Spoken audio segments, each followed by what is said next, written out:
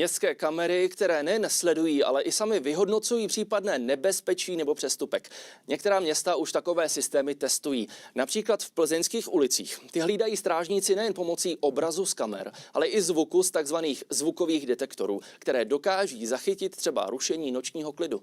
Čtvrtek 11 hodin. My se nacházíme právě v centru Mělníka. Jdu z ulice 5. května na náměstí Karla IV. Zároveň jde o místo, kde se pohybuje velké množství lidí a také aut. A policie tady často řeší velké množství přestupků.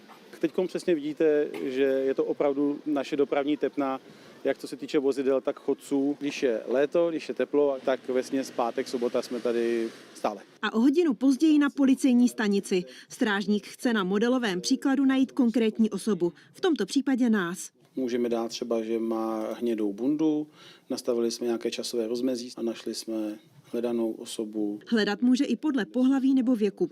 Dosud přitom museli operátoři 24 hodin denně sledovat na 30 kamer a sami vyhodnotit, jestli se na nich děje něco podezřelého. Teď je na nebezpečí upozorní alarm. Co políčko, to kamera. Tady například vidíme, že došlo ke zvýšené rychlosti. Kamery by měly upozornit i na neobvyklý pohyb, třeba když někdo spadne nebo auto v protisměru.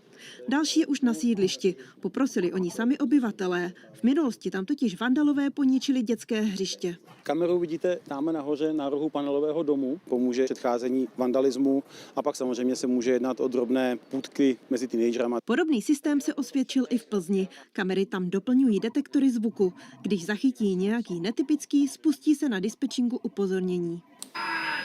Tady si vlastně kluci přihráli ten zvuk, který tam vlastně slyšeli, následně si otevřeli ten kamerový pohled a tady asi vidíme, že nějaký pán v noci chodí a křičí. Jen v listopadu se alarm spustil 1400krát.